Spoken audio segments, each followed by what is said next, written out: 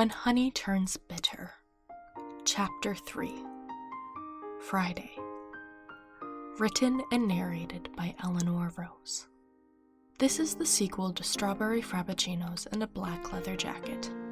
If you have not heard the previous parts, you can find a link to them in the description box below. If you haven't already, make sure you give this video a thumbs up and subscribe to the channel to show your support. You sure she's coming? Chloe rubbed her forehead as Pollen's question reflected her own.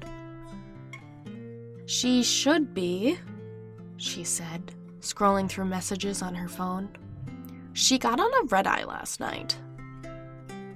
Are we sure this Lila girl actually exists?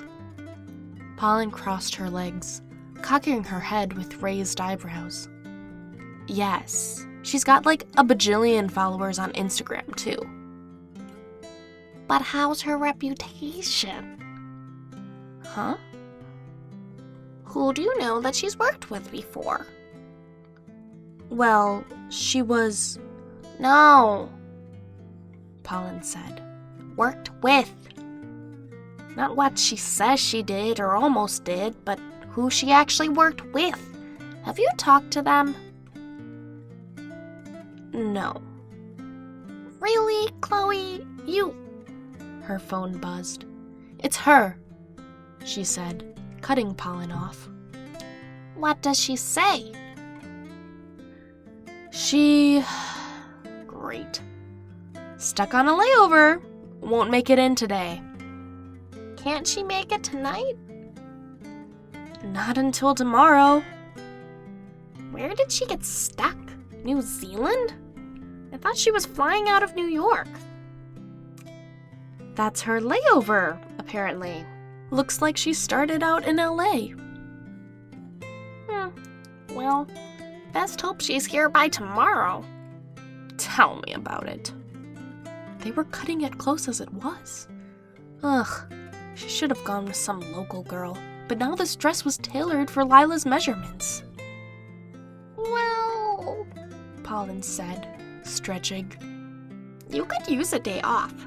Get a drink or something. Yeah. Ta-ta for now. Despite everything, the dress looks great.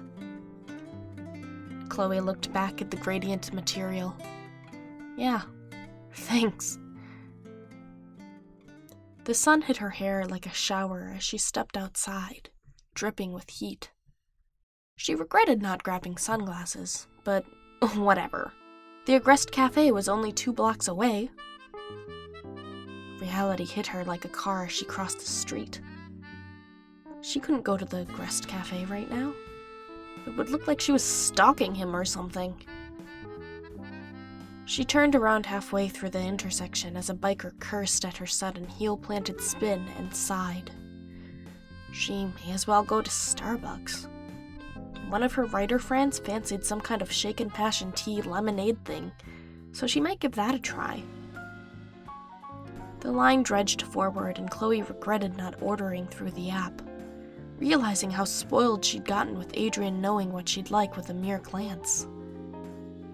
412, the barista said, holding out her hand for her card. Yeah, just a sec, Chloe said, reaching for her purse. Her purse? She didn't bring her purse. She was so used to Adrian's cafe that she hadn't thought to bring her purse, much less her wallet. She began, tapping into her phone to see if she could pay electronically. Great. She could feel the line growing longer as she took her sweet, sweet time. Can we add that to mine? A voice behind her said. Ugh, no. Chloe would rather walk out thirsty than succumb to the charity of a stranger. No, it's okay, she began, turning around awkwardly to thank the woman. Sabrina? Hey, Chloe. It's been a while. Her friend from high school stepped in with cash, closing the bill in exchange for her drink. Oh, Hey, she continued, thrown off guard. This was Sabrina? Tall? Lip gloss poppin'? Hair that fell in perfect waves? Confidence in a gait like an idol? I have a few minutes. Want to catch up? She grabbed her drink from Sabrina, feeling like dirt already. What's new with you? Well, I'm currently a runway model for the Hawkmoth Apparel line, but I'm helping out an old friend I used to be in a club with this weekend. She's trying to get into Esmond, so why not, you know? Hawkmoth Apparel? That's a prestigious line. No one knows who the head designer is, but his, or her, designs are the elite of the elite, and only 5 dresses were released each year. How did you book a gig like that? Right place, right time. But she canceled last minute, and I sent out a hate tweet in spite. She reached out to me after that. Seriously? She'd spent eons of her time trying to seek out Hawkmoth, and he reaches out to Sabrina? Of all people? Clearly the universe resented her this week. Was it a full moon or something? Everything was unbalanced in her life. That's awesome, she said, pinching the corners of her lips into a taut smile. Sabrina hesitated before continuing.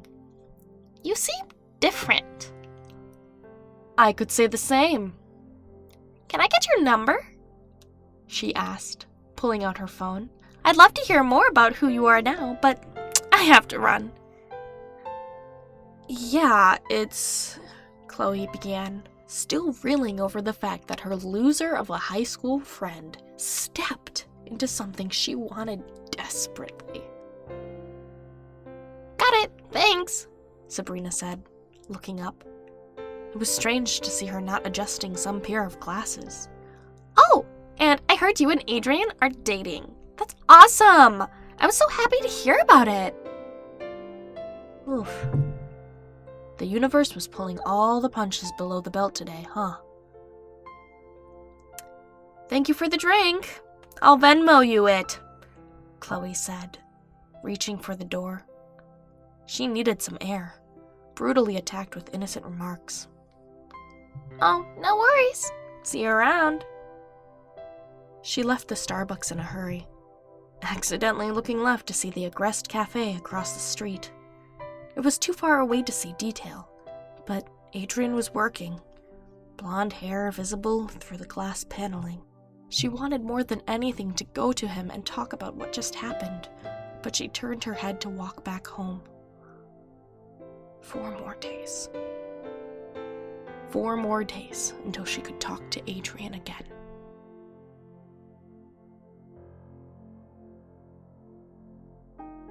End of chapter. Tune in tomorrow for another part.